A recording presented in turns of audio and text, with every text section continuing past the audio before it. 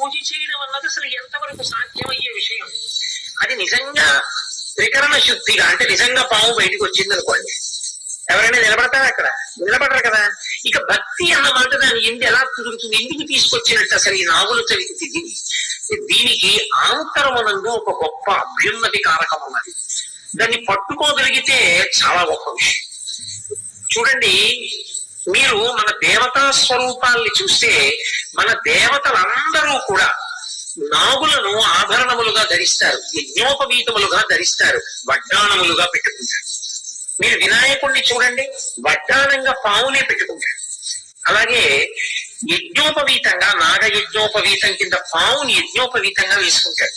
పరమశివుడు అసలు సరే పావులను ఆభరణములుగా తీసుకోవడం అనేటటువంటిది లోకంలో అన్ని చోట్ల ఉంది. దేవతలందరూ దాన్ని స్వీకరిస్తారు. అసలు దేవతలు ఎందుకు అలా స్వీకరించాలి? శ్రీ మహావిష్ణువు శేషశైనం మీద పడుకుంటారు, ఆదిశేషుడి మీద పడుకుని నిద్రపోతుంటారు. అసలు శ్రీవిల్లిపుత్తూరులో అయితే శ్రీకృష్ణ పరమాత్మ పక్కన, శ్రీమన్నారాయణుడి పక్కన శేషుడు కూడా ఉంటాడు సమానంగా పీఠం మీద. దానికి ఒక కారణం చెప్తారు పెద్దలు. ఆయన శ్రీరంగంలో కళ్యాణం చేసుకున్నాడు.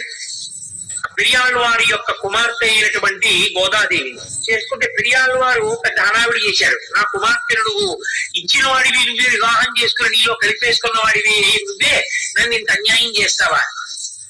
పోనీ ఏమయ్యా, నువ్వు చూసుకోవడానికి వీలుగా నీ ఊరే వచ్చి పెళ్లి చేసుకుని నీ ఊళ్ళోనే గుళ్ళో ఉంటారన్నాడు. ఆయన ఇలా ఈ మాట చెప్పగానే శేషుడు ఆయన్ని తీసుకొచ్చాడు. ఆయన రాలేని వాడని కాదు, కానీ ఆయన ఆర్తిని గమనించి శేషుడు వెంటనే ఆయన్ని గోదాదేవిని శ్రీవిల్లిపుత్తూరు తీసుకొచ్చాడు. శ్రీవిల్లిపుత్తూరులో కళ్యాణం అయింది. అందుకే శ్రీవిల్లిపుత్తూరు వెళ్ళిన వాళ్ళు గమనిస్తారు, గోదాదేవి, భగవానుడు, పక్కన శేషుడు కూడా ఉంటాడు. కాబట్టి శేషుడు పాము రూపంలో భగవంతుణ్ణి సేవిస్తూ ఉంటాడు. ఇంతమంది దేవతలు కూడా పాముని ఆభరణంగా స్వీకరించారు. కానీ గమ్మత్తు ఏమిటంటే, పాముకి వ్యతిరేకమైనవి, పాముకి బద్ధశత్రువులైన వాటిని కూడా వాళ్ళు వాహనములుగా, ఆభరణములుగా స్వీకరించారు. మీరు చూడండి, పాముకి ప్రధానమైనవి ఆగర్భ శత్రువులైనవి రెండు.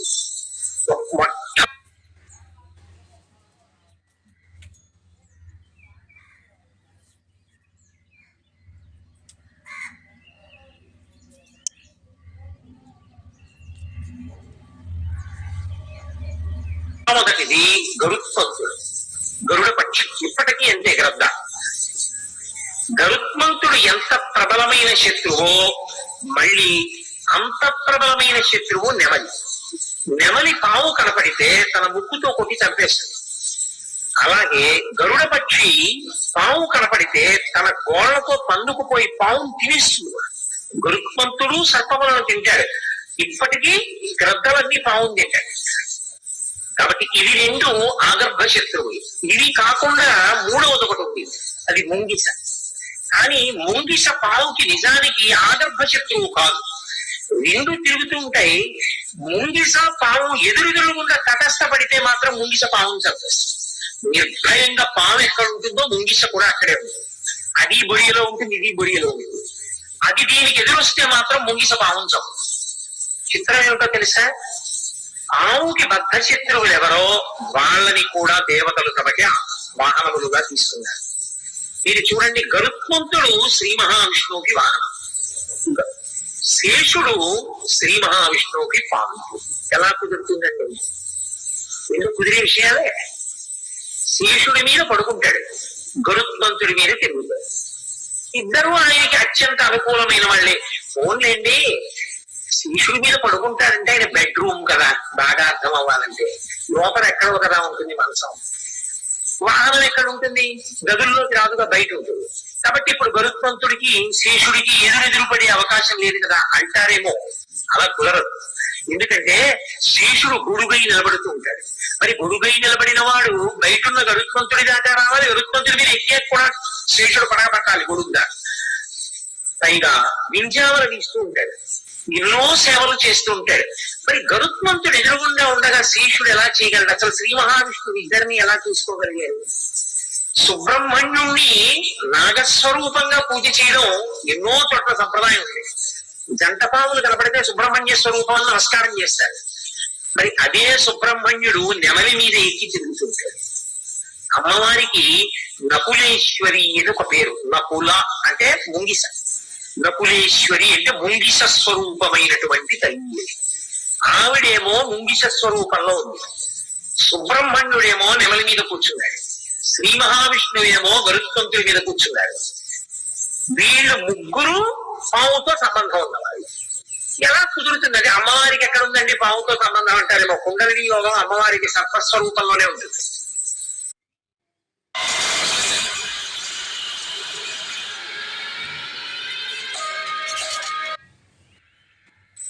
మరి సర్పంతో ఆనుకూల్యత ఉంది, సర్పంతో ప్రతికూలత ఉంది. ఇవి ఎలా అనుసంధానం అంటే మనకి సర్పము రెండు విషయాలకి సంకేతముగా చెప్పబడుతుంది.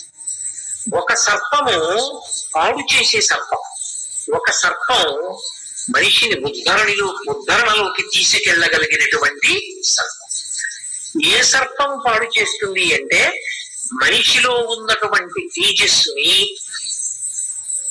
కేవలముగా ఇంద్రియ లౌల్యము కొరకు తనకన్నా భిన్నమైనటువంటి లింగస్వరూపమునందు కలిగినటువంటి అనురక్తి చేత తన తేజస్సుని చాలా ఎక్కువగా క్షయం చేసేసుకునేటటువంటి వాళ్ళు, పోగొట్టుకునే వాళ్ళు ఎవరుంటారో వాళ్ళు బ్రహ్మమునందు నిలబడలేరు, యోగమునందు నిలబడలేరు, తేజస్సుని పొందలేరు, ధారణలో ఉండలేరు, జ్ఞాపక శక్తి ఉండదు. అటువంటి వారెవరో వారి ఎందున్నటువంటి పాము తేజస్సుని క్షీణం చేసే పాము అంటారు. అది కుండలినిలో పడుకు ఉంటుంది ఎప్పుడు మూలాధార చక్రంలో, పైకి లేవలేదు అని గుర్తు పాము. ఆ సర్పం ఏదైతే ఉందో అది తేజస్సునంతటినీ కూడా అధోముఖంగా కిందకి వెళ్ళిపోయేటట్టు చేస్తుంది. దాని వలన భగవంతుణ్ణి చేరుకునేటటువంటి దిశగా వెళ్ళలేదు. రెండవ పాము ఉద్ధరణ కల్పించగలిగిన పాము. ఈ ఉద్ధరణ కల్పించగలిగిన పాము భగవంతుని యందు నిష్ఠతో, భగవంతుని యందు సేవ చెయ్యాలని బ్రహ్మచర్యమునందు పూనికతో నిలబడగలిగి ఉంటాడు, భగవద్భక్తితో నిలబడి ఉంటాడు. అలా నిలబడిన వాడు తేజస్సుని ఓజస్సుగా మార్చుకుంటాడు. అలా మార్చుకోగలిగినటువంటి వాడెవరున్నాడో వాడు మనిషిని ఉన్నత పదం వైపుకి నడిపించగలిగినటువంటి సర్పానుగ్రహములు పొందినవాడు అని గుర్తు. అందుకే ఎక్కడెక్కడ మనిషి ఇంద్రియముల యొక్క సుఖములను, ఇంద్రియ లౌల్యములకు లొంగిపోతుంటాడో అక్కడక్కడ భగవతి యొక్క అనుగ్రహాన్ని పొంది మళ్ళీ ఆ తేజస్సుని తన జన్మ ప్రయోజనానికి వాడుకోగలిగినటువంటి స్థితిని పొందాలి అంటే దాన్ని భగవంతుడి వైపుకి తిప్పగలిగినటువంటి ఆ శక్తిని భగవంతుడి కొరకు వినియోగం చెయ్యగలిగినటువంటి అనుగ్రహాన్ని పొందాలి అంటే మళ్ళీ భగవంతుడి కాళ్లే పట్టుకోవాలి. అందుకే సుబ్రహ్మణ్యుడి కాళ్ళు పట్టుకున్నారు అనుకోండి, నెమ్మదిగా ఉండి చెడు పావుని చంపుతాడు. అంటే ఎప్పుడు ఇంద్రియముల యొక్క సుఖాన్ని కోరుకునేటటువంటి స్థితి నుంచి దాటిస్తాడు. అప్పుడు నెమలి పావుని తప్పుతుంది. అంటే మిమ్మల్ని పాడు చేసే పావుని చంపగలిగినటువంటి స్థితిని దేవతలు మీకు ఇస్తారు. అందుకని ఆనుకూల్యతగా ఆభరణములుగా ధరిస్తారు. రెండు, గరుత్మంతుణ్ణి పంపారనుకోండి పావుని చంపుతుంది.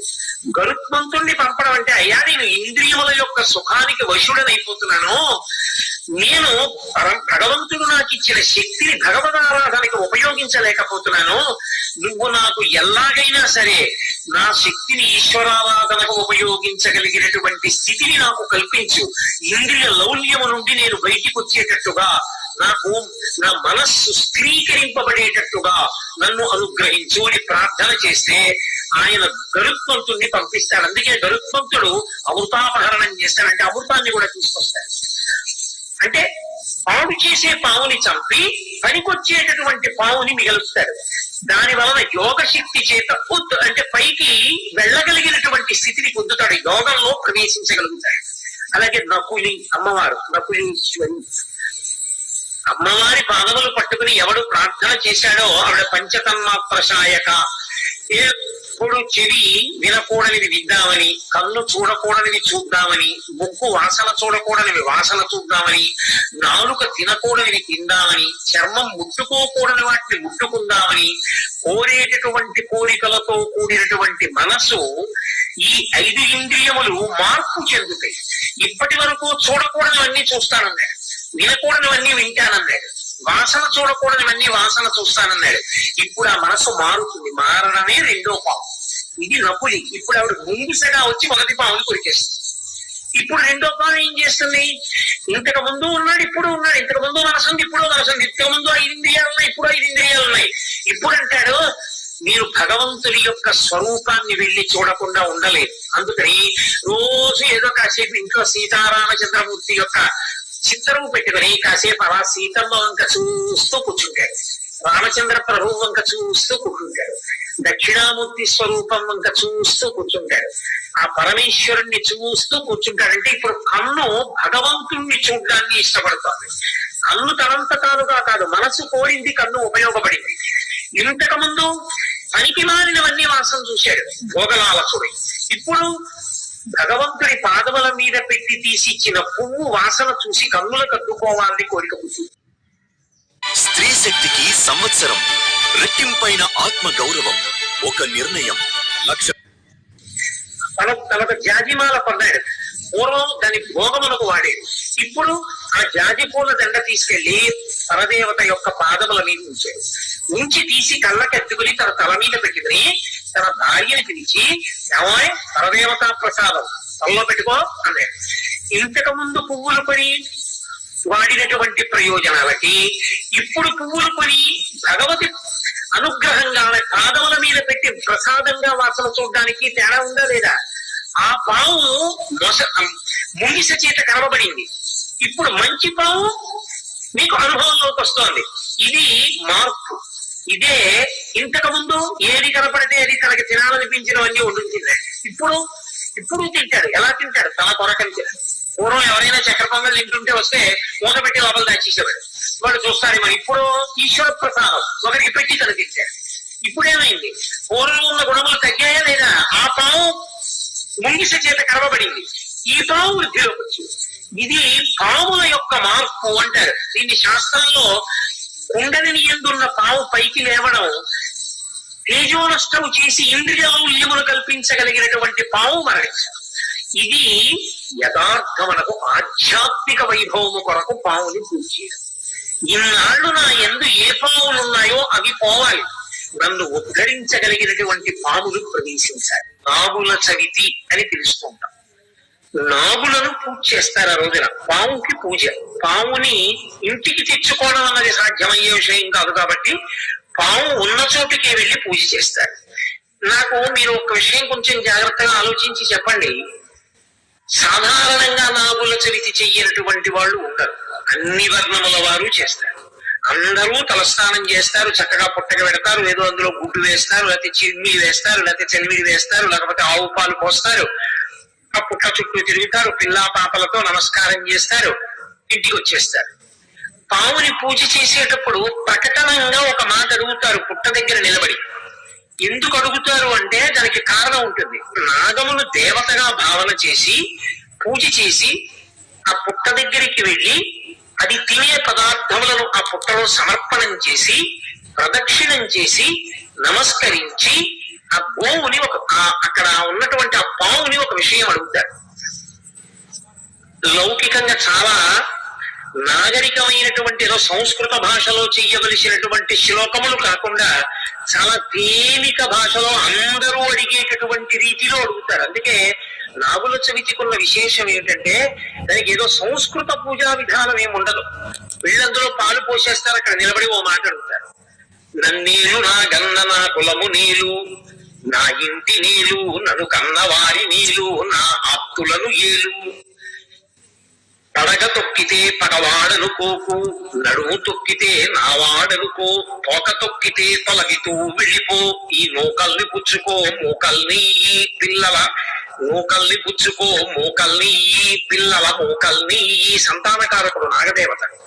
నాగదేవత అంటే సుబ్రహ్మణ్యుడు. అందుకే పురుష వీర్యమునందుండేటటువంటి సంతానోత్పత్తి కారక కణములు సర్పరూపంలో తిరుగుతూ ఉంటాయి అని మనకి పెద్దలు చెప్తారు. నేను ఈ మధ్య ఒక సైంటిఫిక్ జర్నల్లో ఆర్టికల్లో కూడా చదివిన విషయాన్ని, సర్పరూపంలో తిరుగుతాయి అని. అది నాగదేవతానుగ్రహం ఉంటే. అందుకే సుబ్రహ్మణ్యుడి యొక్క నామాల్లో వంశవృద్ధి కారకాయ నమః అని ఒక నామం అయింది. ఆయన వంశాన్ని నిలబెడతాడు, సంతానకారకుడే. అటువంటి సుబ్రహ్మణ్యుడిగా భావన చేసి నాగం దగ్గరికి వెళ్ళి ఆ పాము ఉన్నటువంటి పుట్టలో పాలు పోసి వేడుకుంటారు. పావుని పూజ చేయడం అన్నది అసలు ఎంతవరకు సాధ్యమయ్యే విషయం. అది నిజంగా త్రికరణ శుద్ధిగా, అంటే నిజంగా పాము బయటకు వచ్చింది అనుకోండి, ఎవరైనా నిలబడతారా? అక్కడ నిలబడరు కదా. ఇక భక్తి అన్నమాట దాని ఎందు ఎలా కుదురుతుంది? ఎందుకు తీసుకొచ్చినట్టు అసలు ఈ నాగుల చవితి తిథి? దీనికి ఆంతరమునందు ఒక గొప్ప అభ్యున్నతి కారకం ఉన్నది. దాన్ని పట్టుకోగలిగితే చాలా గొప్ప విషయం. చూడండి, మీరు మన దేవతా స్వరూపాల్ని చూస్తే మన దేవతలందరూ కూడా నాగులను ఆభరణములుగా ధరిస్తారు, యజ్ఞోపవీతములుగా ధరిస్తారు, వడ్డాణములుగా పెట్టుకుంటారు. మీరు వినాయకుడిని చూడండి, వడ్డాణంగా పావునే పెట్టుకుంటాడు. అలాగే యజ్ఞోపవీతంగా, నాగ యజ్ఞోపవీతం కింద పావుని యజ్ఞోపవీతంగా వేసుకుంటాడు. పరమశివుడు అసలు సరే